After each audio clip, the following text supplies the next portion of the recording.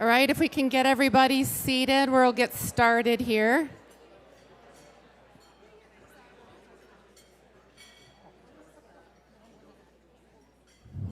Good morning, good morning. We have a very punctual bunch, so thank you. We appreciate that. And grateful for Mother Nature that we are enjoying 65 degrees rather than a snowstorm. So appreciate that too. But welcome. On behalf of BHS Insurance, we're so glad you're here. My name is Kim Slager. I'm one of the partners at BHS, and we are just really excited to have everybody here. Hopefully this is a good start to your day.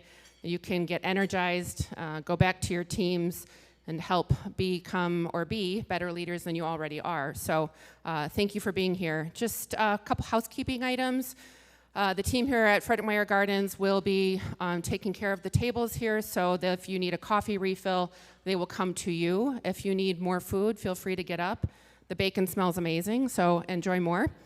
And after the presentation today, you are more than welcome to spend a little time at the garden. The butterflies are here, so before you go back to the chaos of your day, you can go to the conservatory and see those. Just a reminder, if you want to silence your phones, I don't like being that person, so heads up. Also, afterwards, we are going to send out an email from the BHS marketing team here who will make sure that you have a copy of the slides.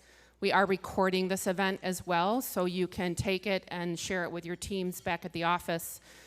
We did not do a live stream, but you will have the recording. So feel free to, and you should have that sometime tomorrow as long as we have it back from FMG. So today, we have the pleasure of partnering with Secure Environment Consultants and Jason Russell, who is president and founder of SEC.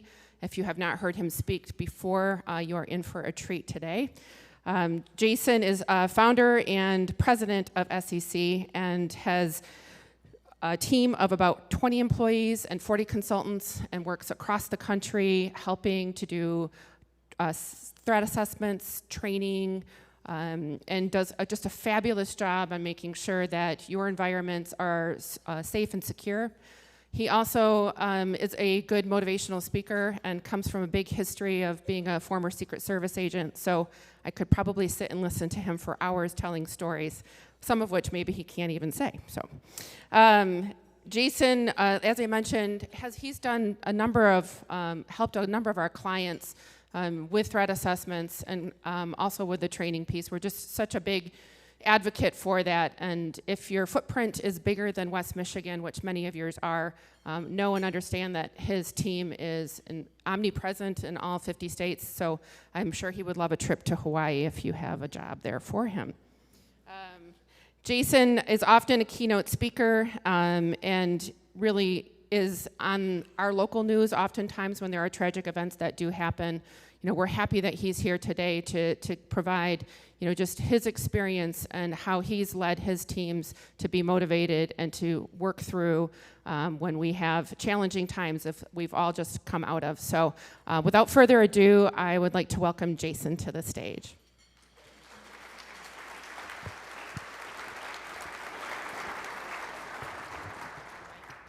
Thanks, Kim. Well, good morning. Thanks for coming. Middle of March is like the best time. If you have one of these events, the rest of us will come to it. That's kind of the agreement that we make. So everybody schedule your own after this. This is like the perfect time of year to do it because people will get out. They don't care. They're like, I'll go to anything. Tell me where you want to go. Let's go. So appreciate you coming. Hopefully you got breakfast. I'm not trying to brag, but we did pay for the real eggs. So it was a very strange question. They were like, do you want the real eggs? And I was like, and they were like, well, are you going to see these people again? And I was like, but we did spring for the real eggs, so thank you very much. So what we're going to talk about today is really kind of focusing on kind of mission, right? How you're drawn to the mission that you carry out on a daily basis. And really going through kind of how I found my mission and the mistakes that I learn on a daily basis trying to run a business. I have no business running a business. no formal education in business. Didn't come to business in kind of the traditional route that most people do. I didn't go to business school. Barely graduated high school. And I think part of what I want to talk about is really, learning to find exceptionalism, right? So figuring out what motivates you, what motivates your team, and then how can I leverage that motivation to do a better job. And I think what we stress at SEC is really we're always striving for exceptionalism. And I think it's okay. And we're going to talk a little bit about culture. And at the end, we're going to open it up for questions. But really, when you think about questions, I'm going to talk a little bit about what we do. I'm certainly happy to answer security questions. I've made a ton of mistakes. I continue to make mistakes every single day. A lot of my staff are here. They're shaking their heads yes, which is kind of rude, but that's fine. But I really, try to learn, try to do better, with the work that we do at SEC and how we serve our customers. So I started SEC really to make organizations safer. I'm a parent. I have 3 kids. One of my daughters is here today, Elena. She's a junior in high school. She could care less about what I'm saying, but she's like, is it during school when you're talking? Because I think I'd like to go to that. So she's got a full day off, apparently. You need the whole day off. If your dad talks for an hour in the morning, you can't possibly go to school later in the day. SEC is really about making environments safer. So what we do a lot is looking at organizations and determining how can we create a safer environment for their people, how can we create a safer environment for their customers. We start with a very specific process. My background, and I'm going to talk a little bit about how I came to the world of safety and security, because it was a very strange route that I took. And I think what you'll find today with my background is there's never going to be a direct line, right? How you get to where you end up is really up to you. It's really about you finding what your mission is, something that you can connect to on a daily basis. And when you feel like you're not connecting, figuring out how can I reconnect to my mission.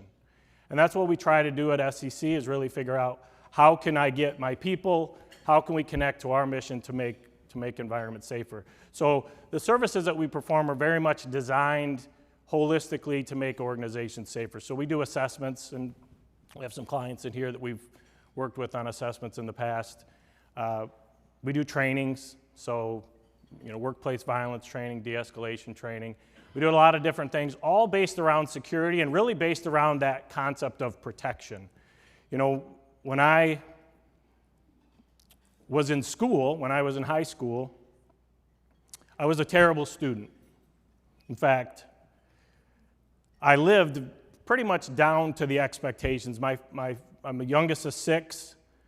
Nobody in my family went to college. My parents, well-intentioned, but really, neither graduated from high school.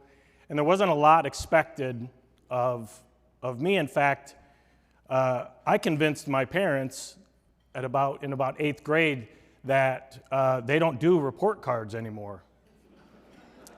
And I was like, what are you even talking about? What does that even mean, report cards? They don't do those anymore.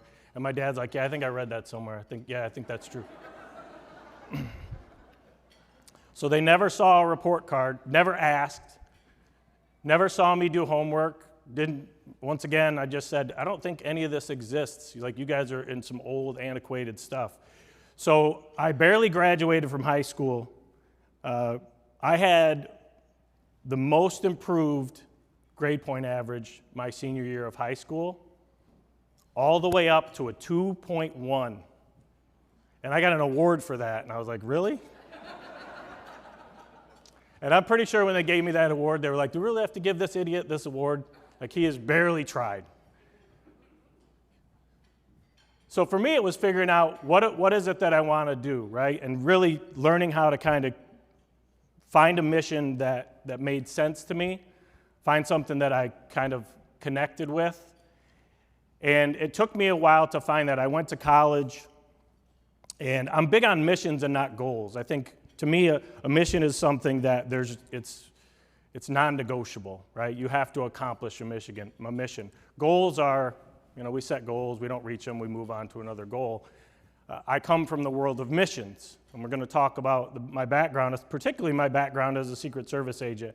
But it really was me trying to figure out what do I want to do? What do I like? When I was a sophomore in college, I was taking classes at a community college, and I applied for a job at Meijer.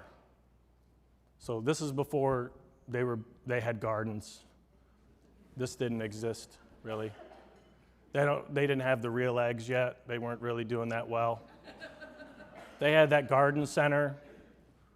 But I applied for a job at Meijer, and I applied for a job that was in security. And they called this job a store detective. And I don't remember the job description, but I think if I was to rewrite it, it basically would have said, do you want to fist fight strangers that steal cigarettes? That was basically, because that's essentially what this job was. It was the best job. I would do it today. If Meijer wasn't investing all their money in sculptures and we're like, look, let's just fist fight people with cigarettes, most of the time, I would do that job. I loved this job. And it really was the first time that I was like, this is what I need to be doing. And the thing that I love, it's not like this anymore at Meijer now. Like, people shoplift, and I think you have to help them carry this stuff out to their car now. It's totally different. But at that time, it was literally, this is like mid-1990s. It was the Wild West. There were no rules. Like, the first day, they're like, all right, here's what's going to happen. Little girls are going to steal makeup. You're going to tackle them when they try to get out the door. People are going to steal cigarettes, and they're going to punch you in the face afterwards, so just be ready for that. That's going to definitely happen to you today. People are going to, and it was basically anything went. And they were like, just after you wore plain clothes and you just kind of wandered around, they're like, hey, go over to the toy section, get a badge out of one of those things because you're going to show people this fake badge. And they gave me a fake badge. And the idea was when people would shoplift, you would go and you'd say, excuse me, I need to speak with you about the thing that you just stole. And then what they would do is they would either punch you in the face or they would just run. And then you would chase them and you'd get in full-on brawls in the parking lot of Meijer. The best job in the history of the world. I love this. It's the first time I'd ever been punched in the face. I don't like it still, but I was like, wow, this is... And it was like $8 an hour. And they're like, you're going to get punched in the face quite a bit. Have you ever been punched in the face? It's going to happen a lot more than you think. And I was like, all right, let's do this. There was one particular, probably about 2 weeks into my career at Meijer, I found that this is what I needed to do for the rest of my life. And it happened because of a nun. And it's not as sweet as you think this story is going to be, so maybe you should just, if you're sensitive, this could be tough for you to hear.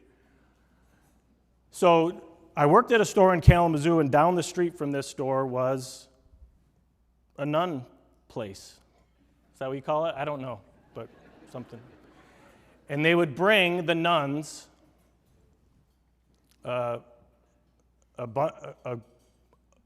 flock of nuns. What do you call a bunch of nuns? A group of nuns? I think it probably is a flock. That makes the most sense to me. So they would bring the flock of nuns on the bus every Saturday. And these nuns would spend hours. I don't know, there's not a ton of going on, I think, on a Saturday for the nuns. So they would just come in there and spend hours in there shopping. They would look at everything. And there was a rumor that one of the nuns was shoplifting. And we had a conversation about this, and I was pretty new, and they were like, nobody really wants to follow this nun. First of all, because she's here forever, but we're pretty sure she steals. And secondly, nobody wants to arrest this nun because there might be some consequences for that. We're not really sure how that works, but there could be bad things that happen. And I was like, I'm gonna follow this nun. So I follow this nun. She comes in. They all separate. They got their little buggies. And she does. She looks at everything. She goes down every aisle. And she takes her time. She's looking at auto parts. Like, what are you going to do with an oil filter? Like, you don't have a car. But she was like just shopping for everything. She spent a lot of time in the women's clothing area. I got uncomfortable because she was looking at delicates. But then I was like, I think this is probably part of why she does this. Like, she's trying to make you feel uncomfortable. So when you're doing this job, you're like hiding behind racks, you're laying on the floor. I mean, you're hunting people. It is awesome. But she spends a lot of time in the clothing area. She's looking at underwear, and I'm like, I don't know, this feels wrong. And I was like, I don't know if I'd buy that. I wanted to tell her, like, that's probably not going to look that good on you. You should probably stick to this section. So eventually, she makes her way to the grocery area, and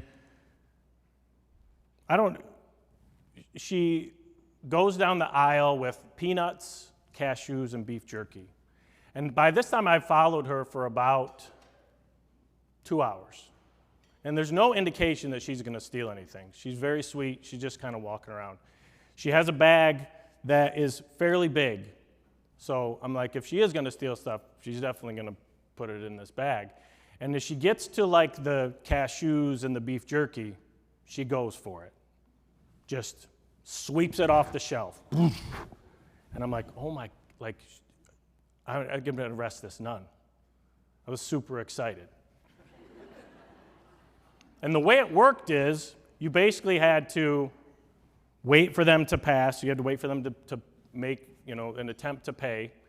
And then if they didn't pay, you approached them with your fake badge and said, I need to speak with you about some merchandise. And if they didn't voluntarily go with you, you took them. You just physically took them. Like, you had handcuffs and everything. They didn't train us for any of this, by the way. There was no training.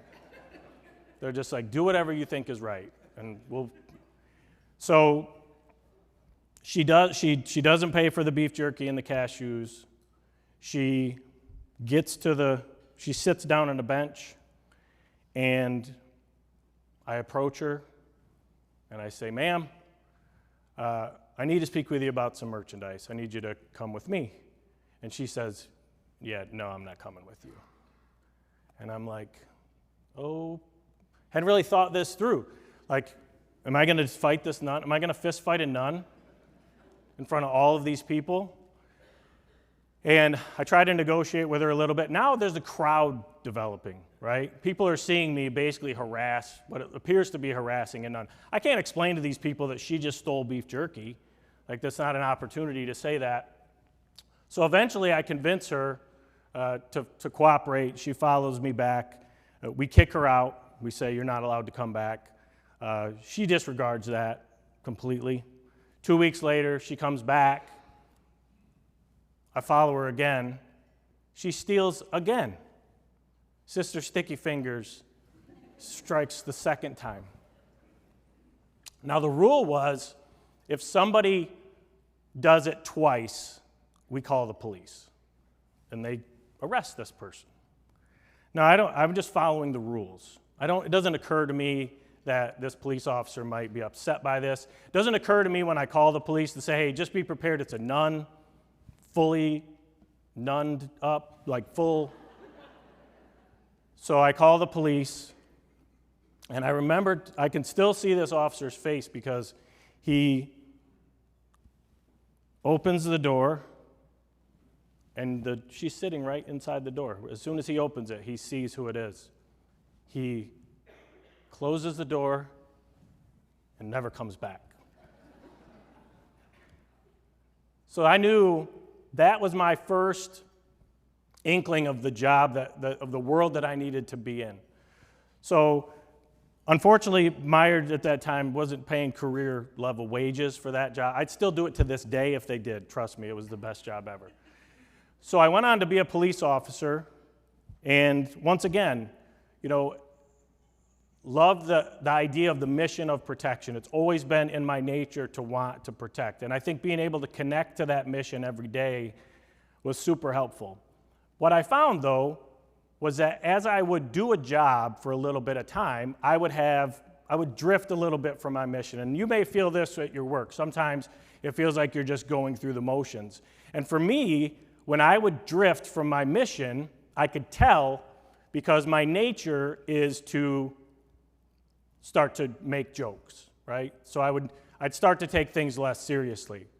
And I would try to catch myself when I would do this, and there were things when I would see it, I'd say, okay, I gotta figure out I gotta connect to something else, because one of the things that I used to do very occasionally, but I would use like an old-timey cop voice. Like, remember those movies from the 20s where the cops talked? So I would pull somebody over, and I'd be like, the jig is up, see? And they'd be like, what? Like, crime don't pay, see? And they're like, so then I knew, like, all right, I got to reconnect to my mission. So every time I would feel that drift, I would realize I got to reconnect to my mission. And one night, I'm on patrol, and I get a call of a car accident. And my mission changed after that night. I took an accident where a girl on her 21st birthday was killed, a drunk driving accident. She wasn't driving the car, her friend was driving. She was ejected from the vehicle, she died on the scene. I tried to do CPR. First time anybody, I'd ever seen a person die in front of me. And for a reason that, to me, made no sense, right? So that became my new mission. So I decided that day, I'm going to arrest as many drunk drivers as I can. And over the next 2 years, I arrested about 177 drunk drivers. I arrested drunk drivers like at a crazy pace. I was arresting so many drunk drivers that I arrested 2 times 2 people out of the same car for drunk driving. So both were husband and wives, which is a tough conversation to have because you could see what happened in the car. One is driving, they're all over the road, and they're like, hey, honey, we got to switch up here because I'm a little tipsy. So they switch spots in front of me, and I'm like, well, now I'm going to take you both to jail. So they go to jail as a couple, which I think is sweet in some ways if you're going to go. The other thing that would happen occasionally is I would arrest one drunk driver, and then on the way back to jail, I would see another drunk driver. And I'd be like, do you want a friend? Because I'm gonna get you a friend. So I'd pull over that drunk driver, and we'd take 2 of them in the same car to jail. And they would get mad, like, do I have to wait for this person to go to jail too? And I'm like, yes, you have to be patient. Be patient. Maybe your blood alcohol level will go down while you're sitting in the back. And look, you found a new friend. So this is not a whole complete loss. So it was always about that, reconnecting to my mission. I got a graduate degree from Michigan State University. And actually, back to I actually won an award for Mothers Against Drunk Driving, a life-saving award for Mothers Against Drunk Driving for the work that I did on arresting drunk drivers. And it was nothing extraordinary about what I was doing other than I had a mission that I could connect with. And when I can connect with a mission, I'll pursue it till the ends of the earth, like to a level that most people won't. And I think maybe that's one of the things that I see when I do business is if you're a leader or if you have a business, you have to be willing to go to a level that other people are not willing to go to. And if you're willing to do that, you will be successful. People give up so easy. So my next mission, I decided I wanted to move on. And as I said before, completely unexceptional human being. But the one thing that I always found was I would try things that other people wouldn't try. So after I got a graduate degree, I decided that, and nobody from my world had ever done any of these things, but I decided I wanted to work for the CIA. So I found out how do you apply to be a spy. I didn't Google that because Google wasn't real. I don't know how I figured it out. But you would apply online, literally just go fill out a job application. And I applied to the Secret Service at the same time. Now, to me, the idea of being in the CIA was like being an astronaut. It was that remote to me. Never thought I would ever actually have a chance at that, right? Once again, I always lived very much down to expectations. I never tried for anything, didn't want to be uncomfortable, and I think we see that a lot with people. Like we seek comfort, and anytime something becomes uncomfortable, we pull back. We don't want to do things that are uncomfortable. We don't want to try things because we might not make it. So I applied at the Secret Service, I applied at the CIA, and I got an interview. I remember this to this day. The CIA called me, and my interview was over the phone. And I had not done a ton of research on, I just thought it sounded cool. So I was like, I'll just be a spy, no big deal, right? Simple. So they call me, and the first interview was over the phone. And probably should have been a little bit more prepared, but I didn't know they were going to call me. So they wanted to know, like, talk a lot about foreign affairs, because that's what the CIA does. I knew nothing. I was like, I think this is like just around, 9/11. I was like, Osama bin Laden's angry at us. I know that. I know he's pretty pissed. So I could work on that if you guys got any space in that area to work on that piece. And he was like, well, anything else? I'm like, that's kind of it. For me, Australia, kangaroo, like, I don't, And the guy's like, yeah, you're an idiot. Can you? And I was like, yes, I apologize, sir. I've wasted your time. And he said, you know what, though? I'm going to give you 3 weeks. I'm going to give you 3 weeks, and I'm going to call you back, and we're going to have this exact same interview again.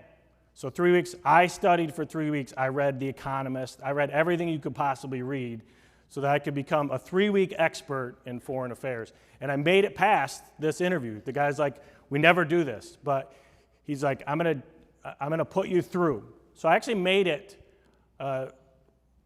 through and actually got a job offer from the CIA. Did not take that job. Also applied to be a Secret Service agent, which once again was like being an astronaut to me, right? Didn't know anybody who was a Secret Service agent, never seen a Secret Service agent, but was lucky enough actually because I was willing to try. I was willing to be uncomfortable. I was willing to try something that I hadn't done before. Actually got a job offer from the Secret Service and became a special agent in 2002. And once again, not really knowing kind of what I could accomplish, right? But knowing that if I at least tried, right, there was no shame in it because, only 1 out of 100 people actually make it through the Secret Service process. But actually what I found out was, and I see this with some of our consultants, because we have Navy SEALs, we have Green Beret, we have all these people that are like, have done incredible things that we're like, oh my gosh, how do you become that, right? And usually it's because they tried. They were willing to actually try to do it. Not necessarily exceptional human beings, but exceptional in the way that they'll actually try to do something. So I went to the Secret Service and spent the next part of my career as a Secret Service agent and got to do just a ton of great stuff. Got to protect presidents. Some experiences that were just amazing. I loved the idea of the protective mission of the Secret Service. I had to learn a lot about understanding mission, being mission-driven, understanding that the mission isn't always about you, it's about the team. It's actually about putting yourself behind others. Traveled the world, had some weird experiences. I've seen 2 presidents in their underwear. I saw one president in his underwear, and then I saw a whole nother president in his underwear, 2 of them. That's a lot. It's a lot to take in. First, that's why the urinal picture's here. So probably some of you are like, what the hell is that about? But one of them was at a urinal. So the first time was actually President Bush. We would go down to President Bush's ranch in Crawford, Texas, and we would just stand in the woods. Like literally, you just stand in these booths waiting for ISIS to come across the ridgeline. They never, ever showed up. So one night I'm standing this post, and I see the lights go on. President Bush's house in Crawford is it's not a huge house. It's like a little ranch. It's not that remarkable. It's not what you would think. And I see this light go on, and I'm standing. He's got a pond, and there's a post right on the other side of the pond. So when sound travels when you're across water pretty easily. So I see the light go on, and I see President Bush, the leader of the free world. This is like Iraq war, like there's real stuff going on. And he just comes out in just this tidy whities. He just does this out of his house with his dog, Barney. His dog's name was Barney. And he's letting Barney out. And this dog this dog didn't listen to anything at all. Like, you don't think about that. Like, this dog does not care that you are the president. And he did not care. This dog was like, yeah, whatever. I'm going to do what I want to do. He was screaming at this dog to get back in the house, and eventually he was just like, screw it. He just left. He just went back inside. We would have to worry about this dog because Barney would wander around, and at nighttime when you're working your way around the ranch, you take these golf carts, and there was a fear that you would hit Barney. And one night, I'm driving the golf cart out to my post, and I see a flash of an animal, and then I hit whatever this animal is with the golf cart. And I'm like, shit, I just killed Barney. And then I'm like, I got to bury this dog. I got to hide this dog. It wasn't Barney. It was an armadillo, and it wasn't dead. And those things are the meanest creatures on the face of the earth. So that was the one time, you probably thought you were going to hear really good stories about me jumping in front of a bullet, but it's just mostly underwear stories is what I have.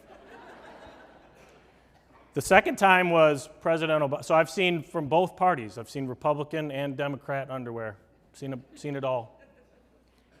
The second time was I was working an event. It was in Lansing, actually, and I was working an event with President Obama.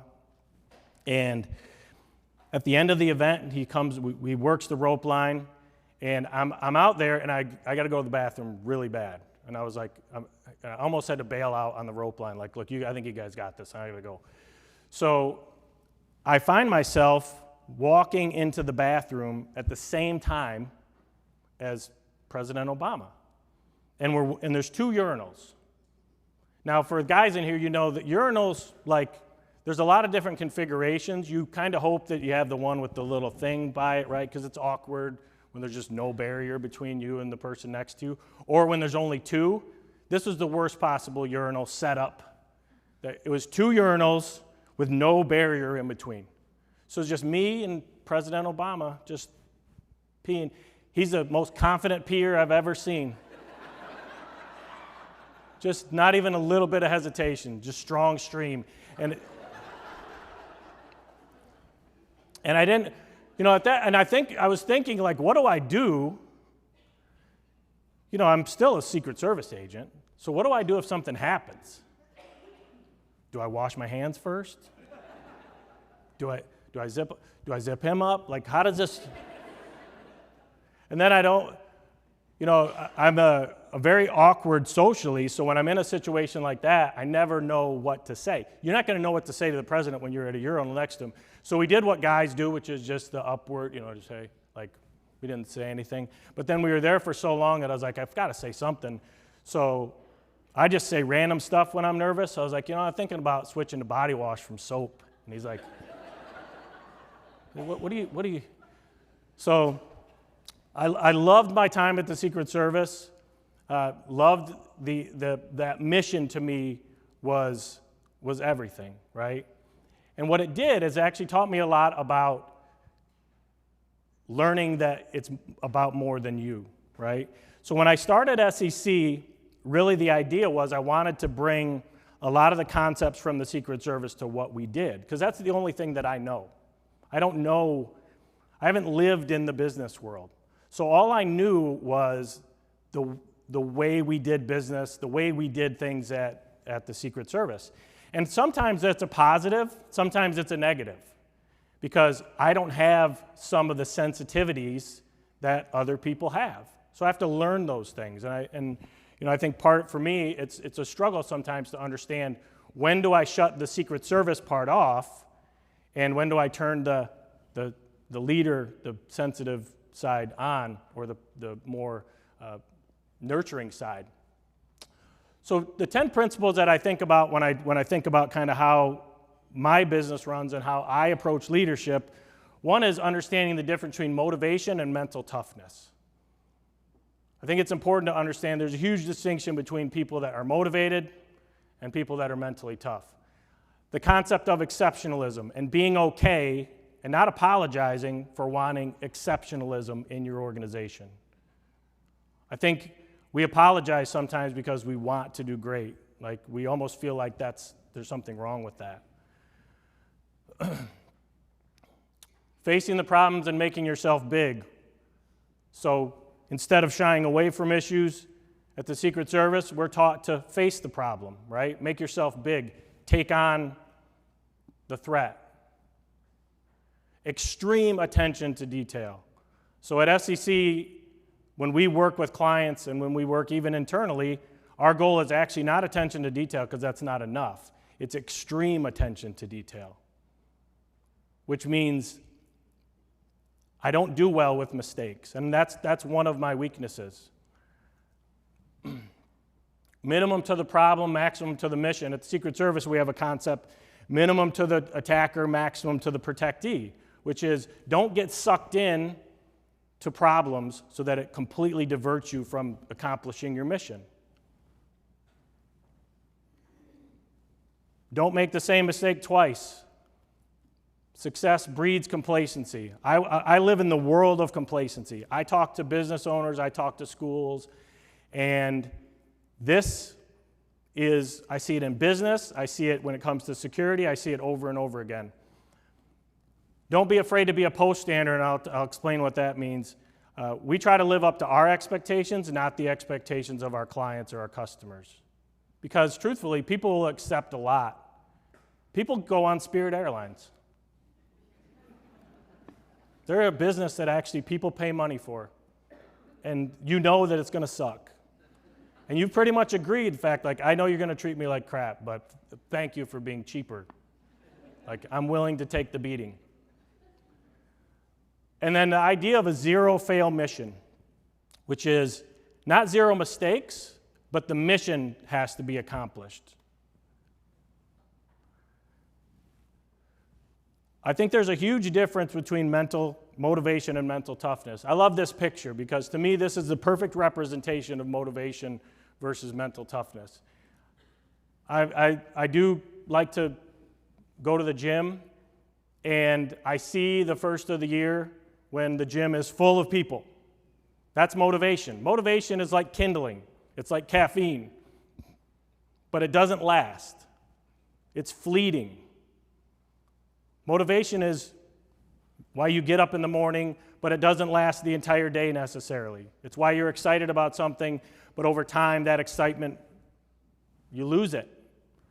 Mental toughness is when things are no longer fun, are you still able to accomplish what you need to accomplish?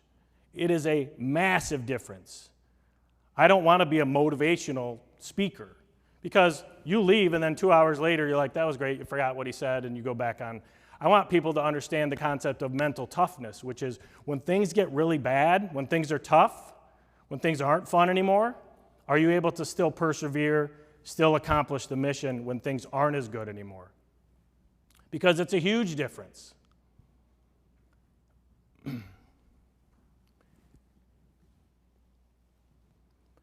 The zero-fail mission is all about understanding that the mission, even with mistakes, the mission cannot fail. The Secret Service, on the first day in training, they talk about the fact that we have a zero-fail mission. We cannot make a mistake one time because the consequences of that mistake change the history or change the course of human history. Literally. That's a little bit of pressure to say if you screw up your assignment, if you don't do what you're supposed to do, if you don't do your piece of the puzzle, human history can change. If you don't think that the assassination of John F. Kennedy, the assassination of Abraham Lincoln changed human history, and some of those are based on mistakes, small, detailed mistakes. I see it all the time when I work with schools. Recently, in order to reconnect to our mission, we really started working with organizations that have had incidents. And what I find is it's the little things, it's the details. So that zero-fail mission, not zero mistakes, but the mission cannot fail.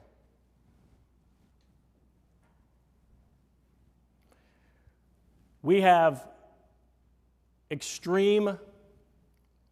the regulations and the preparation that goes into play for preparing for a presidential visit. Everything is thought through. There's not a single detail that isn't actually considered. The planning is extremely thorough. You know exactly where the president's going to walk.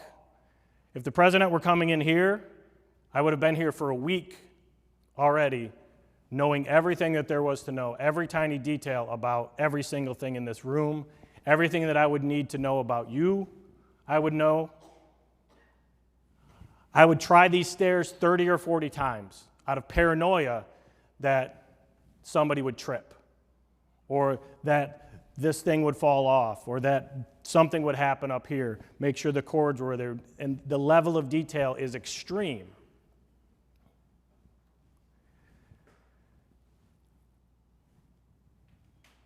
Being exceptional is okay. Striving for exceptionalism is okay. And actually what we try to do, we have a lot of Special Forces people at SEC, and we have a couple Navy SEALs. And I think the Navy SEALs have a really great way of essentially looking for quitters. Because if you think about the job of a Special Forces operator, of a Navy SEAL, you do not want to find that somebody is mentally weak during a battle. You want to find out as soon as possible, and you want to let them move on with their life. Because the risk of having that person next to you during a battle, the risk of having a Secret Service agent next to me during a shift formation that doesn't know how to do their job is so extreme that it's unacceptable. So the goal is try to create situations that weed those people out as quickly as possible. I do this in some ways at SEC, not intentionally, but I set a high standard. And if people can't meet the standard, they usually self-select themselves out. The way the Navy SEALs do this is actually far more, some would say cruel, but I think in many ways it's perfect. They actually encourage quitting. They encourage it. They have a bell. If you've never seen the Navy SEALs training, they have a bell that basically if you don't want to be involved in training anymore, you ring the bell and you're done. And they make this bell, they put it as close to the trainees as possible at all times. In other words, it's not even hard to get to the bell. If they're running, they put it on the back of the truck.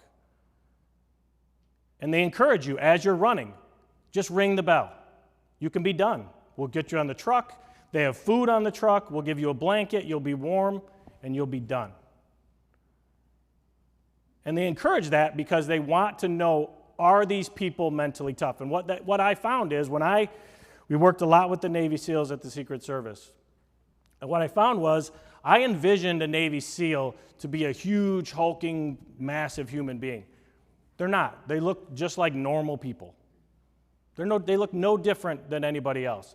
They have the ability, and other special forces too, we have a Green Beret, they have the ability to take their mind to a place and to endure what normal human beings will never be able to endure.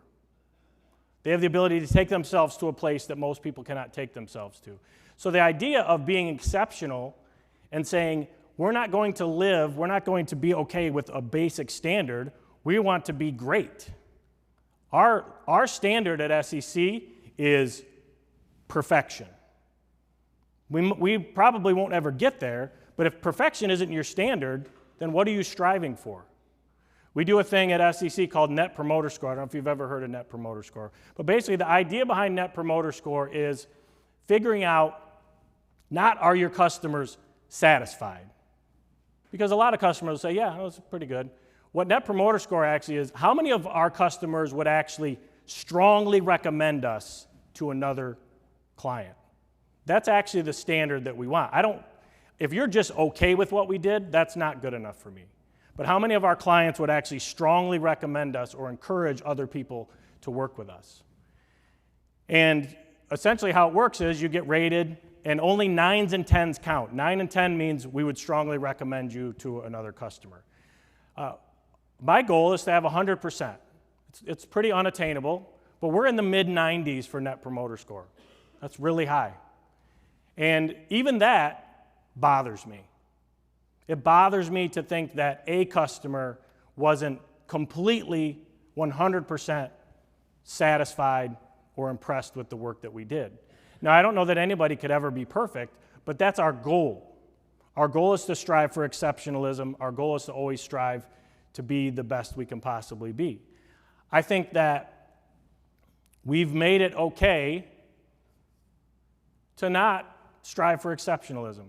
We've made average perfectly acceptable. And that's fine. And there's a lot of people that go through their life and never push the limits, never try anything, and they're okay with just being average, and there's nothing wrong with that.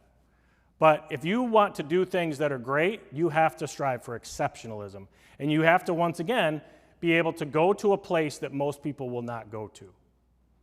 I knew when SEC first started, I knew we were going to be successful because what I would find is, as we would work with clients or as I would talk to other businesses, they would say, well, we didn't do this because of this, or we quit this because of this.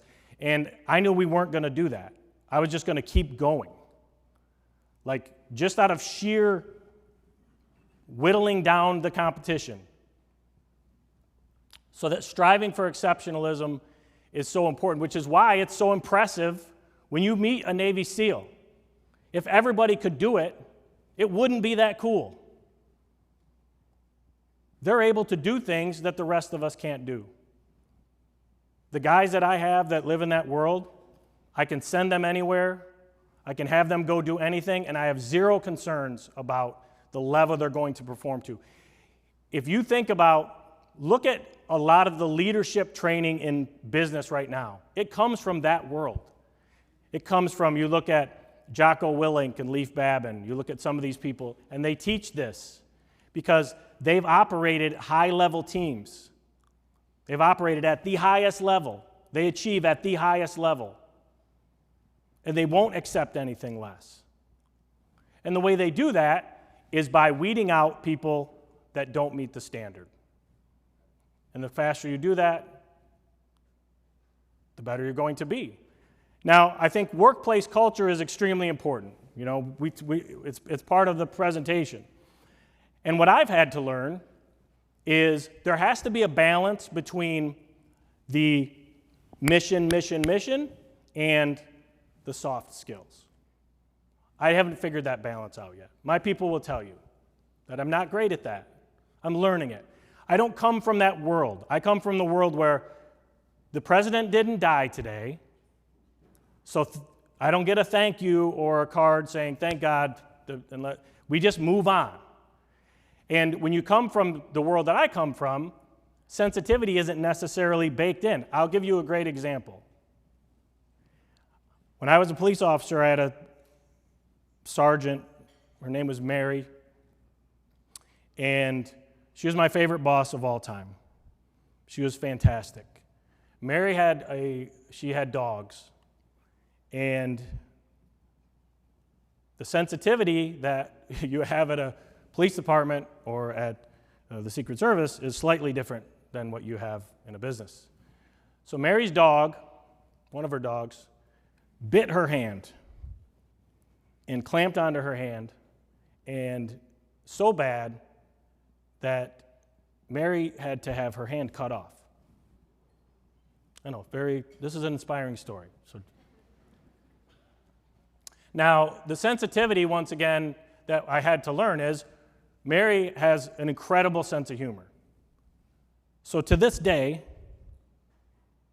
if ever I'm in a parking lot, or actually even entering into my neighborhood the other day, there was a single glove laying in the street. I take a picture of that glove and I send it to Mary. And I say, I think I found your glove, Mary. You cannot get away with that in most places now. So I have to learn, and Mary loves it. She loves it. She said, I've got 500 pictures of gloves on my phone of you taking pictures and sending me. She sends me the same message back every single time. I can't say it out loud, but it's not loving. So I have to learn that, right? For me, understanding what my employees need, what makes them feel validated, is something I have to learn. And I'm still learning it. I learn it every single day. And my staff would tell you. They won't say it in front of me, but they'll tell you that not the most, doesn't necessarily because I'm mission driven, right? One of the things you learn at the Secret Service is fighting the natural tendency for self-protection. So this picture is actually of a guy named Tim McCarthy. Tim McCarthy, for those of you that don't know, this is the Reagan assassination attempt in Washington, D.C. Tim McCarthy was an agent working for President Reagan. Tim McCarthy has never bought, since this day, has never paid for a drink ever again. Because Tim McCarthy did exactly what we're trained to do as agents, which is when the shooting started, he didn't run, he didn't hide, he didn't duck behind the car. He made himself big and he faced the problem. I think about Tim McCarthy every time something bad happens at SEC, every time we messed something up or we screwed something up or somebody attacks or we have there's an issue with our staff, it's my problem. Protect your people. If you are the leader, everything is your fault, period. Everything that happens in your organization is ultimately your fault. And there's a reason. It's because you are in charge of that organization. Either you didn't train people properly, you didn't equip them properly. It is your fault. Protect your people and protect your clients. One of the things that SEC is very big about is we are in the consulting business. We don't let our clients be taken advantage of by companies that sell products. So we protect our clients too. So making yourself big, facing the problem, it's not natural. When I first started at the Secret Service and we would go through these drills and we would do these things over and over again, it is counterintuitive to put yourself in front of a bullet, even when it's fake. Because as a police officer, I was always trained to go to safety.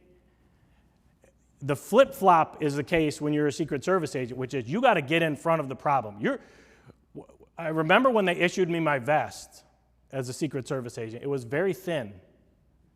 And I was like, I don't think, maybe I got the wrong one. And they were like, yeah, it's not designed. It's designed so the bullet doesn't go through you and into the president. It's not really designed for you. And I was like, okay, good. I appreciate the information. That's good to know. And it is. It's a very thin vest. It's going to probably stop in the back panel, so the president will be fine. You won't be so good, but he'll be fine. And the idea that you're going to get in front of trouble, right? And that's your entire mission, is to protect that human being. So everything you have to do to protect that human being is what you do, which means getting in front of a bullet if somebody shoots. And that is hard to learn. I can tell you it took me months and months and months to be like, all right, they're like, you got to stop diving behind the car. Like, you got to jump in front of this thing. And I'm like, and if you see what Tim McCarthy is doing, this is the poster.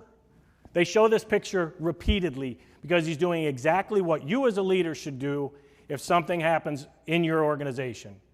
You make yourself big and you take the bullet. That's what it's all about. because ultimately, the mission has to be accomplished. In this case, the mission is protecting the president. Now, that was always the mission, every place I went. The only time it wasn't, the mission at the Secret Service is the president needs to leave here alive. It's like a pretty low threshold, it seems like. The only time that wasn't the mission was I did do President Ford's funeral. A little different, because I was like, you can't screw this one up. Like this, he showed up like this, I had nothing to do with this.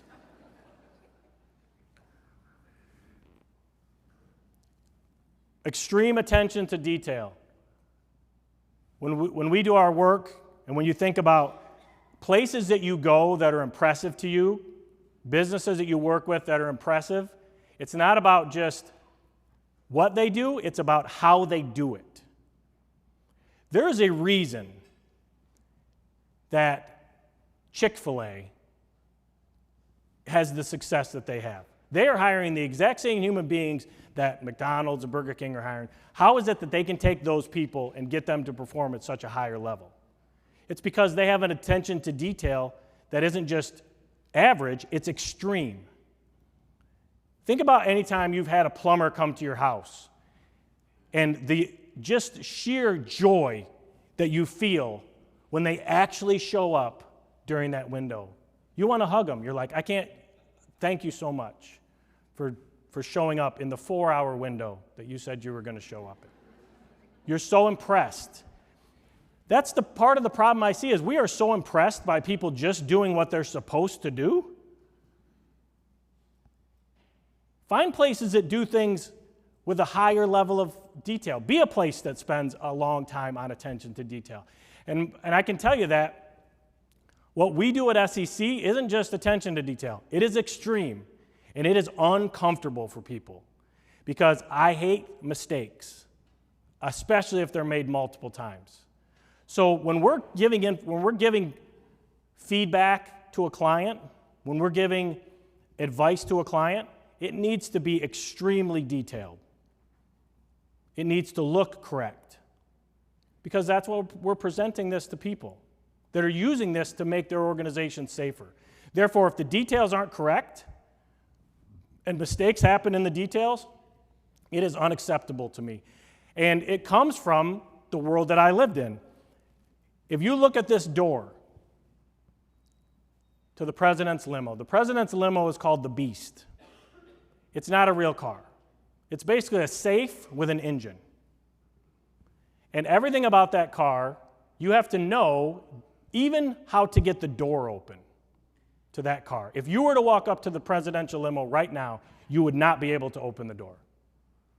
Because you have to know exactly what to do with your fingers to open the door. And if you don't practice it and you screw it up, if you screw it up one time, you're done. Not like done, you'll get fired, but you will not be on the president's detail. If you don't hold your hand where he's got his hand, see how his top hand is on the top of the door? If you don't hold your hand on the top of the door like that, you will never stand at the president's limo door ever again. Seems like a tiny detail. Watch anytime you see the president getting in the car, and you will see their hands just like that. Because if you don't put your hands like that, you will never do that job again. It's not like, hey, try better next time. It's like, you're done. Go back to the Anchorage field office. And it's that level of, like, there is no second chances. And the reason is because any missed detail can be devastating. Any missed detail can cost the president their life. We have when the Secret Service is working with the president, we have a set of identification that we use. They're pins. So whenever you see a Secret Service agent on TV, you're going to see a lapel pin. And those pins are basically how we identify another agent. And those pins are actually come out in a very specific order. In other words, the idea is we want people to not know what the pin color is, so we change it, we do all these things. If you show up with the wrong color pin, to be honest with you, I never even saw it happen one time. Because you are so paranoid about those pins that you check, double check, triple check, you might check 15 times to make sure that your pins are correct, you have all the pins. If you lose a pin, everybody in the world knows it because it goes out worldwide that this dummy lost his PIN. I think that's actually what they put in the email. Everything that happens in a visit is it's choreographed down to the infinite level of detail. In other words, even the number of pictures that are taken, if you say there's going to be 11 clicks, we call a picture a click. The president's going to do a speech, he's going to work a rope line right to left, he's going to exit this way, there's going to be 11 clicks backstage, then he's going to depart to the cars. If you go backstage and there's 12 clicks, that's a massive problem because you didn't pay attention to that level of detail. And when you get into that world, you start to understand that you can actually accomplish that level of detail consistently by focusing on it. And I tell you this because I see that's like low-hanging fruit for businesses and leaders. Why are you not paying attention to the small details? How fast you're returning a customer's email. If you email me and I do not respond within 2 hours, I'm dead, 100% guaranteed. And that doesn't matter what time of day it is. Because to me, that reflects on how important I think you are as a person. That reflects on my business. So when I talk to my people about how fast we will respond to emails, we respond uncomfortably fast, like as if it's the only thing we have to do. Because that's the level of detail that I want for my people. So extreme attention to detail.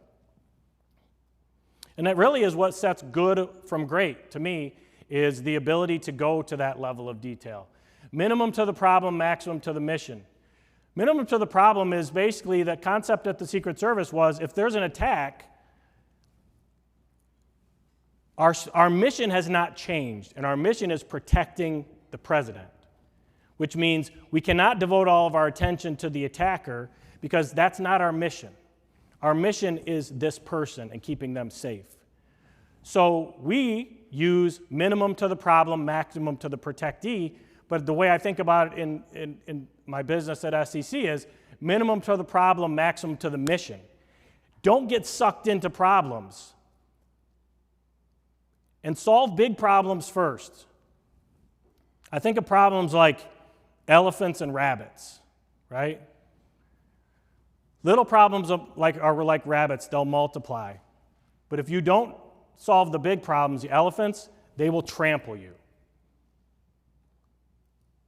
Focus on the big problems, but do not get sucked into it. The other reason we paid close attention to this at the Secret Service is because we didn't want to get distracted. In other words, this could be an ambush. Maybe they're setting up a small thing to pull your attention away so that you get ambushed somewhere else. So we focused on so when you see the Reagan assassination, it seems like they just left everybody. They kind of did because that wasn't their mission. If you watch the tape of that, if you watch the tape of you watch the tape of the Kennedy assassination, nobody stays behind. They all go with the mission. So focusing on accomplishing your mission, even when there's a distraction or when something bad does happen. You have to avoid making the same mistake twice. I think the one thing that the Secret Service does extremely well is learning from mistakes and making changes immediately. We spend a lot of time at SEC doing what I call after-action reviews, which is we go into an organization and we say, something bad happened, let's talk about that bad thing, why did it happen, and how can we prevent it from happening again? If you continue to do the same stuff, you'll make the same mistakes. You see this at the Secret Service all the time. There's two pictures on that screen. One is actually an assassination attempt on President Ford. So President Ford had a couple of assassination attempts. And in this picture on the left-hand side, he's coming out of a hotel. And at the time, when the president would approach the limousine, then they would open the door and the president would get in. Now, in this particular assassination attempt, the shooter is across the street. And Squeaky Fromm is the shooter's name, and she's just lobbing rounds across the street. Well, the problem was the door to the limousine is closed. So now they're trapped up against the limousine with a closed door. And they can't get the president in because the door is closed. They don't want to move him away because that exposes him. So now they're essentially stuck next to the car. From that very second on, and you'll see it if you watch the president come out of Air Force One, even if he's walking, if the car's nearby, the door is open because of this mistake. And they said, we cannot do this again. We cannot make this same mistake again because that detail almost cost the president his life. Therefore, we always have the door open. We always have a person right there, right? If you don't learn from your mistakes in business, you'll just continue to have the same issues happen over and over again. If you're too afraid to admit a mistake, we call this near misses. We see near misses all the time with our clients. If you're too afraid to say, hey, we had this bad thing almost happen, now let's fix this before it happens again, then you'll continue to have the same issues happen over. And it's incumbent upon a leader to say, we are not going to have this same issue happen again. And here's how we're going to fix it. It's my fault. I set the tone. So here's what we're going to do to make this better going forward so that we don't have this issue again. And the Secret Service does this maybe better than any organization I've ever seen. And the reason is because you learn something new on every visit. And nobody's afraid. You do not want to be the one to make the mistake. So when something almost happens, you say, yeah, we found this out. And what's interesting is watching protection evolve over time. You know, if you think back to Kennedy years, open cars, people all over the place, obviously they learned from those mistakes, right? We can't do that. We can't drive the president around in an open car. That's why you see a car like the Beast, which is essentially a safe on wheels.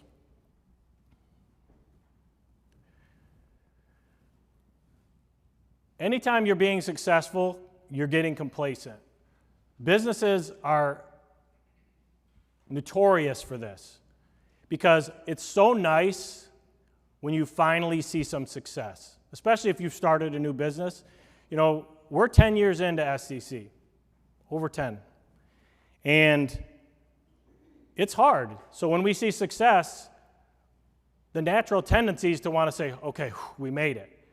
But the truth is, if you fall into that complacency, you might have maintained that success for a small period of time, but it will go away and it will go away fast.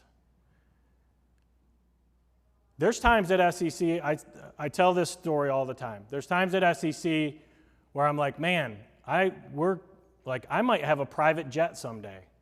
And then there's times where I'm like, I might be bankrupt. And sometimes I have those two thoughts on the exact same day. That's what it's like owning a business. So success, you have to constantly, I'm a paranoid person. And I like the saying that only the paranoid survive. And it's true. In business, only the paranoid survive. My people will tell you that I spend so much time studying our enemies. They're really not enemies, but I spend so much time studying our competition. What are they doing? To the point that I actually have a standing phone call every 2 weeks with my top competitor. Every 2 weeks, we spend an hour on the phone talking about what we're doing. Because who better to learn from and bounce ideas off than the person that is my biggest rival? Learning from your competition, studying your enemy. I look at other companies all the time. You can tell if I'm bored on, and people that work for me will tell you, because sometimes I'll email websites and be like, find out who these people are, we have to destroy them. And they're like, it's Sunday night, like, relax, dude. But even being complacency in your daily jobs can lead to serious issues. One of the most embarrassing issues that I had as a Secret Service agent was right here in Grand Rapids. We were taking, some of you may remember this visit, but President Bush came to town, and we took him to the Schnitz Deli. Everybody know where the Schnitz Deli is? Great sandwiches. We were taking President Bush to the Schnitz Deli. I don't know why he flew here for a sandwich, but he's the president. He does what he wants.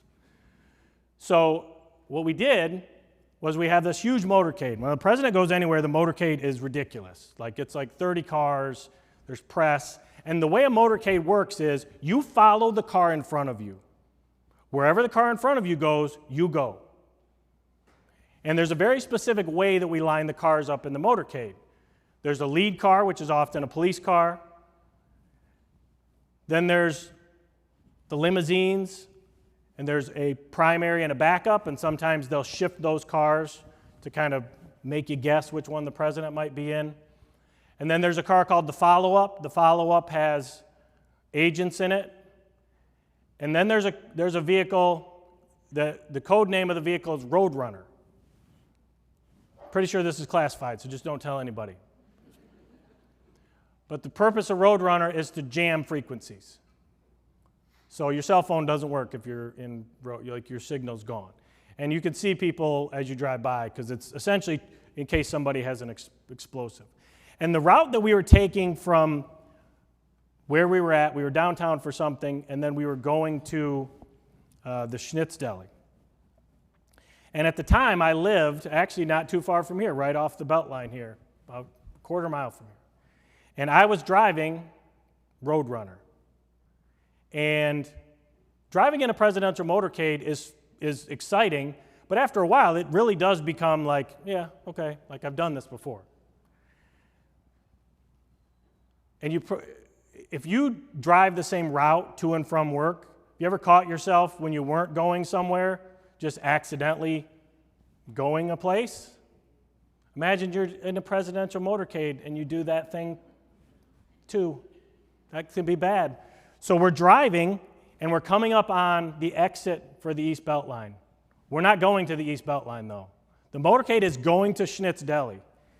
I'm the fifth car in the motorcade. And as we get to the East Beltline, I just start to exit. And every car comes with me. And at the last second, it occurs to me, and actually it was probably the person next to me saying, "What the blank are you doing?" I almost essentially drive through the median, pull all the cars back onto the highway as if nothing. I was like, "Oh yeah, no big deal," whatever. It was a big deal. And it was because I was complacent, right? Even complacency for a couple seconds at the Secret Service, looking the wrong direction, not paying attention. We have a person, if you look at this formation, even when you think about how the Secret Service operates, even how we walk is very choreographed. Everybody has a specific job. And if you take your attention off of your specific job, it can be devastating. There's a person in the back that we call the number 4. The number 4 agent's whole job is to make sure somebody doesn't attack you from behind. So the idea is we're covering 360 degrees. But your job is only to cover your area. If something happens in an area that isn't your area, you still have to maintain focus on your particular area.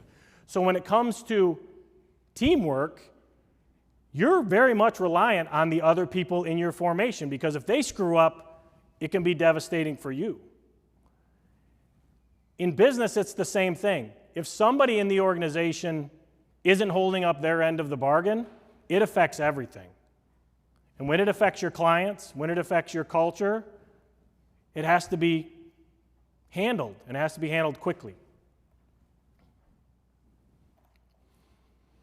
The other thing that people think of the Secret Service as a very glamorous job. The reality is 95% of the time, it is not glamorous at all. It is standing in hallways, looking at elevator doors for hours on end. I can tell you to this day, because I've been in this hotel so many times, I can tell you at the Ritz-Carlton in Washington, D.C., how many squares are on the carpet from the suite door to the elevator. It's 47. Because I stared at those squares for years of my life, just waiting for Osama to jump off that elevator. He disappointed, never showed up. And the thing about it is, it's the one place in the world that I think truly there is no, you get the job that you get randomly. So when you go to a presidential visit, your name is on a list. The agent that is controlling that site says, here are the posts, here's the list, puts them together, and that's your job for the day. Some days it's awesome. Like I've had incredible posts. I've been in helicopters, I've been on, Coast Guard boats where they're like, you're the commander of the boat for the day. And I'm like, I don't like boats, so I'm going to throw up instead. How about that? I've done incredible things. My mom used to always try to see me on TV. My mom saw me on TV every single day, even though I was rarely on. She's like, I saw you on TV today. You were in Hawaii. And I'm like, yeah, no, I'm in Grand Rapids right now. So that wasn't me. But sometimes you'd have these incredible posts. My mom, the 2004 campaign, the night before the election, I had 2 posts that day. My first post was I was on the stage at Joe Louis Arena, thousands of people, and I'm standing up there. I'm with Stevie Wonder, and my mom is like, she calls me afterwards. She's like, yeah, I saw you standing between Stevie Wonder and Al Sharpton. And I was like, yeah, we were just hanging out, just a couple buddies, no big deal. Later that same day, my post was underneath a stage without any oxygen, and I didn't see a person for 12 hours, all in the same day. And the reason I say that is because I think it's important to understand that that job, to me, was the perfect example of it doesn't matter what you think you are, there is no job that is better than you. There is no job that you're too good for. And they put high-level agents in really crappy jobs because that's where it lined up on the piece of paper. And you had to be very adaptable to say it's okay to sometimes to not be the star. We always try to live up to our expectations, not the expectations of our clients. And for us, sometimes that means doing things. I like this picture. This is my friend Dean. That's the only reason that picture's there. He's like central casting for a Secret Service agent. Sometimes that means that we will do things when even when a client doesn't notice. If we screw something up, we will fix it anyways. So we had a situation last year where we have an online training platform. And we had a client that had planned this online training. They had paid a significant amount of money to do this training, and they needed it done this very specific day. And our system on that day did what I call STB. I don't know if you've heard what STB is, but our system shit the bed in the worst possible way. Like, it didn't work at all. Now, we had built a ton of goodwill with this client, a ton of goodwill. They loved us. And they were like, it's not a big deal. And I was like, it's a very big deal. It actually is a big deal. So you're getting a full refund. And they were like, they didn't even want their money back. And I'm like, that's not how we do business. Because it wasn't that we didn't live up to your expectation. We did not live up to our expectation, which is way higher than our clients' expectations.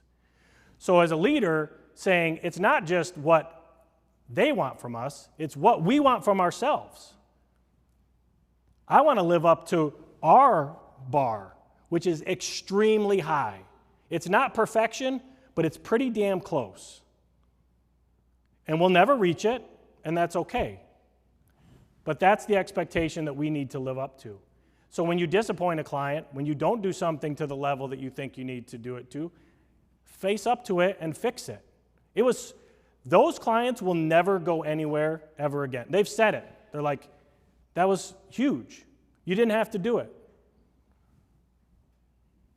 Last week, I had a meeting with a client, and the whole purpose of the meeting was to talk them out of spending $50,000 with us because they didn't need what they were trying to buy.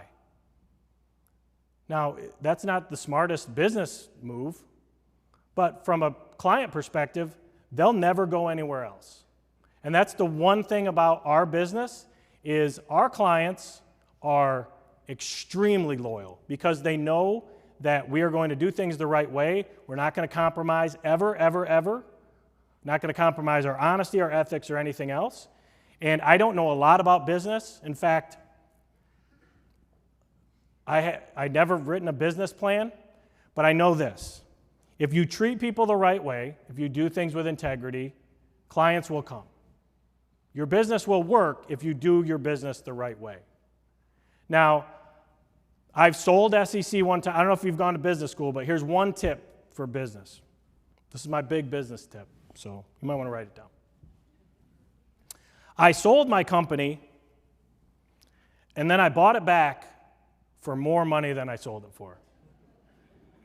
I don't know if you've gone to business school, but that's what you call a stupid move. Now, why did I do that? Well, I did it because the people that I sold it to were not connected to the mission the way I was connected to that mission. And what they were trying to do was make us something that I wasn't proud of anymore. And I think more than anything else, what I want for my people is when they say who they work for, and you should be the same way, when they say who they work for, what they do, they should be proud to say that. If you have to hide, if you're embarrassed to say where you work, if you're embarrassed about what you do, you don't feel pride in it, you're in the wrong place. You're not connected to the mission. For me, one of the things was, how can I reconnect to my mission? Every time I feel like things are starting to drift, I figure out, okay, what can I do to get reconnected? And unfortunately for me, now it takes shape in responding to tragedies and helping other people.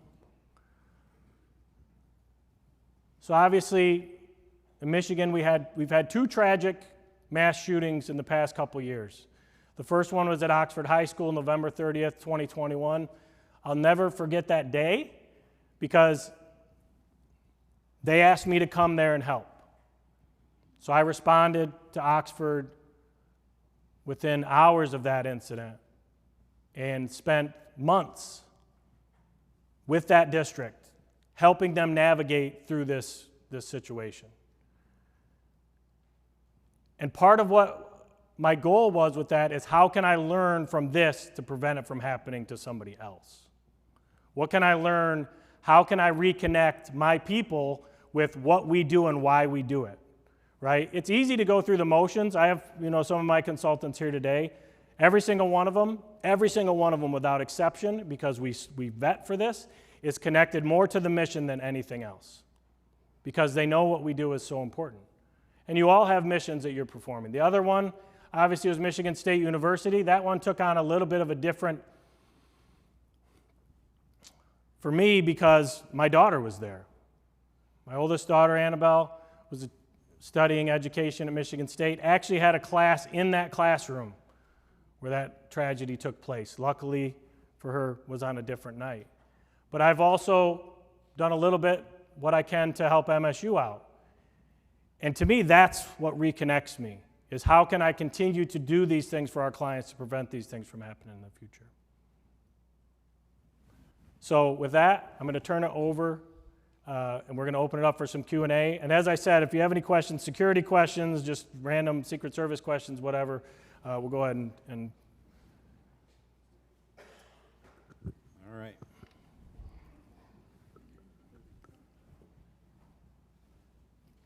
Are we on? Yes. Thank you, Jason. How about a round of applause for Jason? Questions for Jason. I've got a mic over here, and I've got a mic on the other side of the room as well. Raise your hand if you have a question. Do we have our planted question? Yes, Kim. Jason, with what you learned from the Oxford situation, you said that there is usually little details that impact outcomes.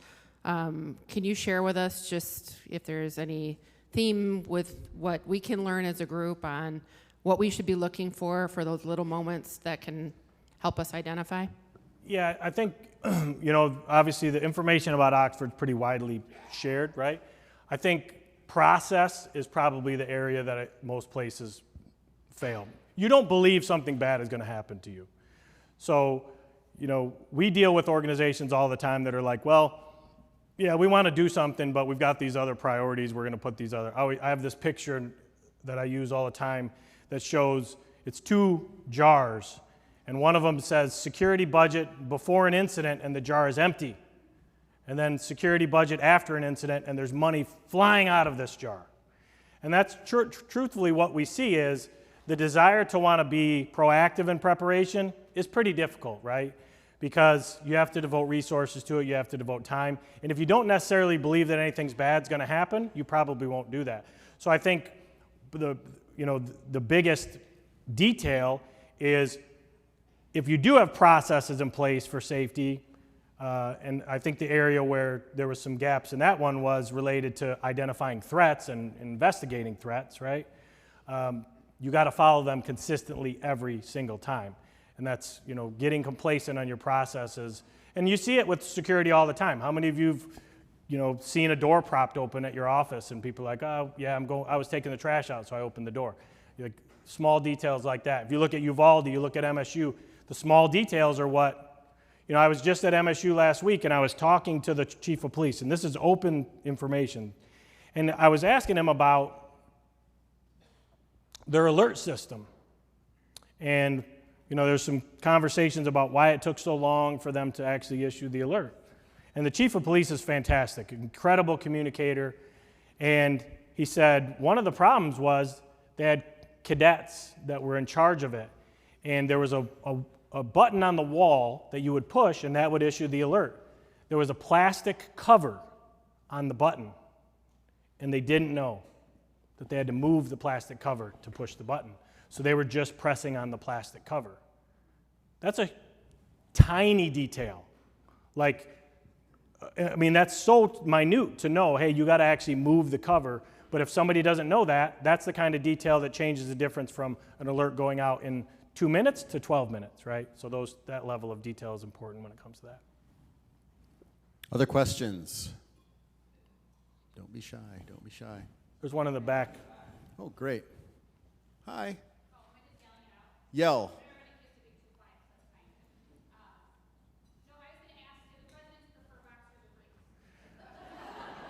No, it's a good question. It was actually one of each.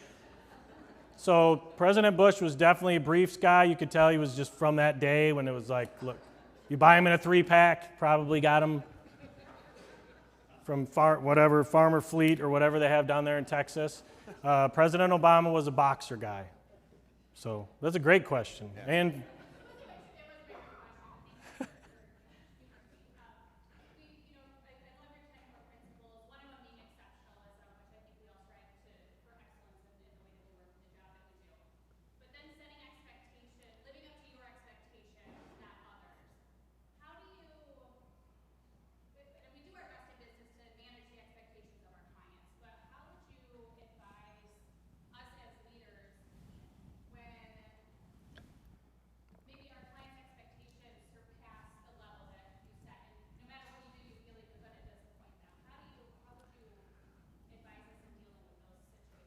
so I think that's actually a great question. What happens when the client's expectations are unrealistic or go beyond what even is possible, right?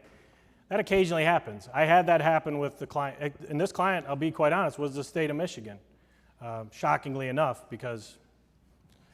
and at some point I told them, we may not be the best fit then, right?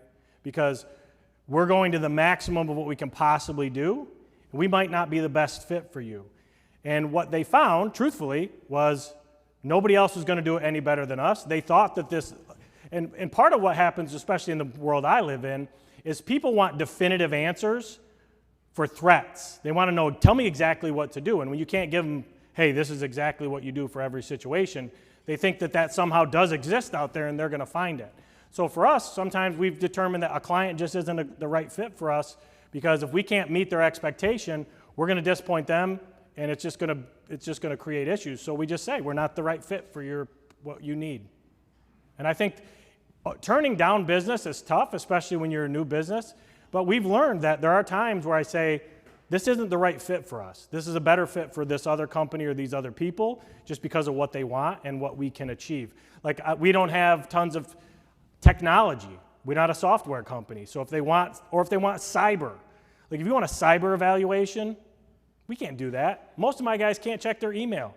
They don't, they're like, are we on the computer machine this week? And I'm like, yeah, we're using computer machines. Great. Other questions?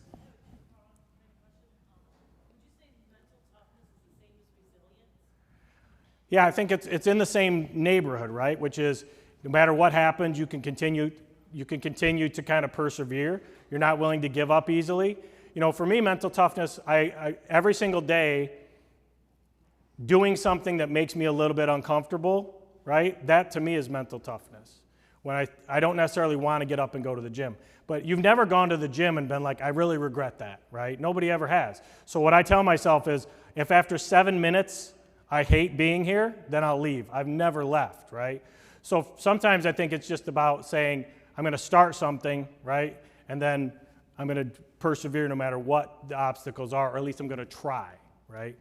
And that resilience, I think, is very much the same idea, right? I'm just going to continue to pursue whatever it is. I'm not going to give up until I can't. Is that innate, or does that can it be learned, or is it more I think innate? I think it can be learned. I think there are people that have it naturally. Like I know some of the people that work for me have it as a natural, it's just part of them, right? For me, it wasn't like that. I was easy. I would seek comfort and give up really easily because it's so easy to do, right? And actually nowadays, we actually kind of encourage people to give up easily, right? I try to instill that in my kids. Like, if you seek comfort all the time, that's fine, but you're never going to achieve anything great. Anything that you've ever done where you're like, man, I'm so proud of that, it was probably not easy. And the reason you're proud of it is because it wasn't easy. And I think that's the key, is like constantly looking for things. Like this is uncomfortable for me, right? Getting up in front of all you people and talking for an hour is difficult for me. You know, it's something that stressed me out. But those are the types of things that I try to do because I know that leads to growth. Great. Other questions? Yes. There's one back there too. Yes. Just about your 10 core principles and your mission is with your team. How do you distribute that to your team? Do you guys evaluate that together? Do you guys come up with it together? Is it This is the first time they've seen it today. Yeah. Usually it's me yelling through the phone at them. That's a lot of how it happens. No, I mean, we do strategic planning. We talk about, we do it twice a year where we talk about what our mission is, how we're reconnecting to our mission. We try to go through the principles as best we can. We try to live those principles every single day. I try to embody those principles, I hope. And sometimes that, as I said, part of my struggle is understanding the balance. Because I live the extreme, which is we cannot make any mistakes, everything has to be perfect, and to be able to come back off that and understand that it's not going to always be perfect, and I can't be so extreme with those things. So we try to just live those, right? And then we talk about them during our strategic planning and try to build on those. Yeah, in the West Michigan business environment, what do you find like the top issues that you deal with, and what would be the typical employer that you would feel needs to deal with those? I think obviously right now just, attracting and retaining people. From a security perspective, the biggest issue is just complete lack of preparation overall. People don't really know. Safety and security is really such a huge topic that it's one of those things that people don't even know how to start to tackle. So they often don't do anything because it's paralysis by analysis. Like, where do I even start, right? There's so many different options you have that I think people really just lose themselves in what should I be doing. The truth is it's actually fairly simple, but you have to devote resources to it. And I think, just truthfully, recruiting and keeping good people and keeping people that can live up to your standard, right? Because people jump jobs now so quickly, right? People move. And for us, I'm okay with that because just like I said with the Navy SEALs, if you're going to quit, I want you to quit fast because I want to move on to somebody that is a fit so that I'm not spending time and resources on somebody that isn't going to be able to live up to our standard. And it's uncomfortable for the people, and sometimes it's uncomfortable for me because I'm pushing people to say, if this isn't the right fit for you, then you might want to go somewhere else, right? I try to be nice about it, but not. I wondered if you also address psychological safety systems within an organization. It seems sometimes psychological safety might be the root cause behind why conditions got to the point where there was a physical safety concern. What we try to do with that is really, as we're doing assessments, look at the culture of the organization around safety and security overall, right? And part of that is talking to employees about what issues do you see, where do you feel, where do you see the safety issues are, do you feel safe in your work environment? The issue, truthfully, with safety, there's a perception and a reality issue. The reality of safety generally in organizations actually is fairly decent. It's the perception that changes. So in other words, if you have kids in school, the day after Oxford, the reality of your kid's safety had not changed at all. All that had changed was your perception of that safety, right? Your kid's school was just as safe as it was on November 29th. You didn't feel that it was as safe because this thing just happened, right? So I think part of what we're trying to manage with clients is understand how they can keep the perception and the reality of safety as close as possible. And that's really part of our goal, is to be able to advocate to staff, you are doing all the things you need to be doing, right? So, every employee only has this view of their particular organization. They think every place else is safe and has armed guards and SWAT teams on hand. The reality is most organizations are devoting an appropriate amount of resources to safety and security. So just managing that cultural part of it. Any final question from anyone? Yes.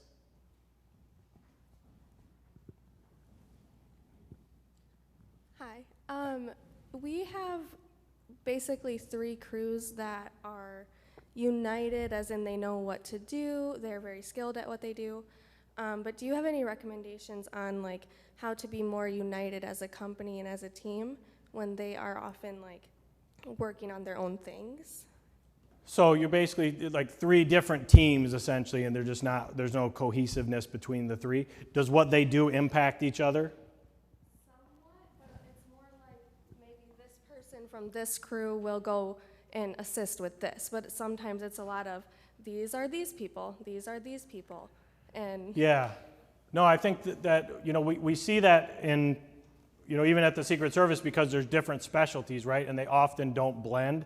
I think the way we try to do it is create collaboration as often as possible between the groups so that they understand. A big part of what I learned was understanding what other people's jobs are so that I understand why they're doing things. I remember a real quick story. The first site I ever worked, I remember there was a guy with a dog handler, and he was a military guy, and he was going around and he was turning on light switches and he was pushing door handles, and I'm like, this guy's an idiot.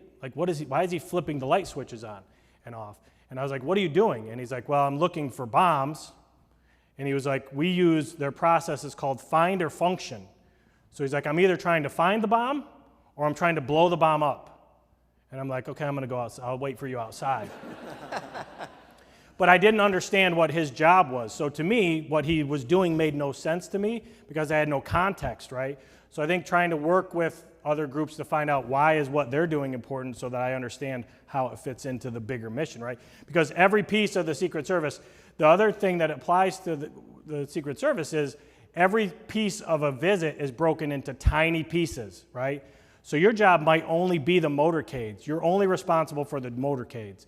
Another person is responsible for the airport. There's a person who picks out where Air Force One parks. But understanding how all of those pieces fit into the bigger mission allows for you to have perspective of how important it is that Air Force One parks right there, right? So I think that understanding of the larger picture is important, and making sure that you communicate that amongst the group. Great. Jason, we'll be around. One final question. Oh. One final question, very important. Yes. Jason, your daughter wants to know, is her school absence approved? Yes. Okay. You signed off. Good deal. Approved absence. And Jason will be around for a few minutes after if you have other questions that you want to ask him as well. But let's give him a final round of applause for his presentation today. Thank you very much. I really love the stories about the Meyer security guard thing. I actually came up with a title for your book if you write your life story. My Mission, From Slim to None. All right. Well, I did learn that shoplifting is a bad habit. So, I'm Mark with BHS, and I am proud to work at BHS. Our mission is to eliminate barriers to your success. And I just want to spend a couple of minutes and share a very practical way in how we can help you to do that. We have a lot of resources, from human resources consulting to loss control consulting, claim management consulting, and a whole list of services and trainings that we can do for you. One of the things we find is that our clients look at that, and sometimes it's kind of overwhelming. So they're looking for a place to start. And I have a practical way for that to start. So I'd like to ask you just a couple of questions. Would you like to know what percentage of your employees think that management is in support of them? Raise your hand if you'd like to know the answer to that question in your business. All right, some people. Would you like to know what percentage of your employees understand your safety program?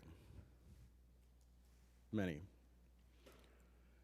Would you like to know what percentage of your employees think it's okay to disregard safety rules to get the job done? Good thing to know. Would you like to know how many of your employees are currently suffering from depression? Because that might have an impact on the safety in your organization. Well, wouldn't it be nice if you could predict risk? Wouldn't it be nice if you could predict risk? And I'm here to say that you can get the answers to those questions. We've often gotten the answers to those questions.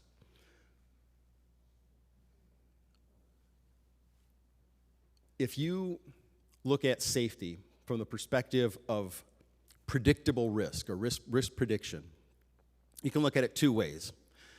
Traditional risk management is looking back, looking in the rearview mirror. People look at, we do post-incident evaluations all the time, and you can find out what happened and how you might want to respond to that in the future. And we developed a new program called Results Plus, a platform that allows you to do some risk prediction. And we kind of backed into it, because over the years we would meet with people, with clients in post-accident situations, and we'd sit down and do interviews with staff, supervisors, people that were involved in an incident. And invariably, about 80% of the time, people would say to us, I knew this was going to happen. I knew this was going to fall apart, or I knew this person wasn't qualified for that. And we'd ask them the question, well, why didn't you tell management before it happened? And what was their answer? Because they didn't ask. No one asked the question. If you ask the question, you do get the answer. So if you want to be able to predict risk, rather than look back in the rearview mirror and look forward, look out the windshield and find out what's going to be happening in the future, you can use our Results Plus platform to do that. That involves surveys, focus groups, individual interviews, but the simplest form of that is the survey, the employee survey. And that's something that we can help you with. So I just want to go through a couple of examples. One of the questions we ask a lot is, are safety concerns addressed promptly and thoroughly? So when we initially survey our clients' employees, the answer is about 45%. So, and we don't know when they answer that whether that's because they don't know how to share that information. We don't know if it's that they don't get an answer back once they do share that information. But at least now we have a benchmark on what they know and what they understand, okay? So then we use that information to put together a risk management plan where we can take all those resources we have at the agency and target them specifically to the need that we see in your organization. So instead of looking at a big list of resources and people and our team and saying, what do we do first? We look at where the issue is and use the resource from BHS to go after that issue and make a difference there. So we put that risk management plan together, and after that's done and implemented, whether it's training, information, or putting together resources within an organization so that people are trained and you don't have the person who says, well, they weren't qualified to do what they were supposed to do. Now we put those things in place and we survey them again, and the average is 90% of people understanding, know that their safety concerns are addressed promptly and thoroughly. Are you distracted while working? A huge issue in safety, especially in manufacturing situations where someone's working with machinery and so forth, and if they're distracted, that's a huge problem. It can really cause some severe incidents. So the initial survey is 20%, so that's about 20% of people are actively saying that they are distracted while they're working. After we put the risk management plan together and implement that, the average is 5%. I mean, the goal is 0, but it's very difficult to get to 0, especially with turnover. But one of the things we do find is that employees are willing to tell you things that they're not usually volunteering. So we come in, we bring in the surveys in, we either do it online or in person. Sometimes we'll do paper surveys, have people stay maybe 10 minutes past on a break or a lunchtime, do the surveys, we take them back, we explain to them that this is a third-party survey and it's confidential, and they provide a lot of information that they otherwise wouldn't provide. It's a little bit of undercover boss, but not so undercover, because they're willing to share that information with us. Do you communicate concerns to coworkers if you see them working unsafely? This is a huge one. This is one of the best ways that you can change the safety culture in your business, by having people participate and know what their responsibilities are, what their freedom they have to share with other people. A lot of times we'll look at a survey like this and it'll say 50%. So we know that a lot of people are not doing that. They're not communicating that, but they're seeing it. So we go and we ask individual people, line leaders and so forth, well, what are you seeing and why aren't you communicating these things? And they're seeing, usually a person on one line is looking at somebody on the other line and seeing that they're doing something that's unsafe, but they don't feel like it's their job or that they have the freedom to go and share that with those other people. So then we'll implement processes and procedures and training with employees so that they know that that's not only their job, but it's encouraged and they can get rewarded for that. And the post-training average is about 85%. Anything over 80% is really quite good. Anything below 75%, you see you have opportunity to improve. So that's something that we can do for you. It's a simple process. We can work with you to develop the surveys. If there's specific things that you want to know about your employees, if there's specific programs, we can do that on the benefits side. We can do that on the property casualty side for safety. If there's specific questions, a lot of times people want to know, we do orientation, for instance, and they want to know what sinks in, because we put people in a room for 4 hours on the first day of work and we blast a whole bunch of information. It's like drinking from a fire hose, and we want to know what's stuck. So we'll put a few things on the survey that reflect information that was in there to begin with when they were trained, and find out what's stuck. And quite often we find out that it's not a very high percentage. So if you're at all interested in doing surveys with your staff, some people sometimes don't want to know because they're not sure what the plan's going to be. Well, we can take the results and we can develop that plan with you. Anybody have any questions about that? Cool. So now I'm going to bring Kendra up. Kendra Bilesma is going to come up and just do a few housekeeping things for SEC. And I want to thank Jason for being here today, and thank you all for being here today as well. Thank you.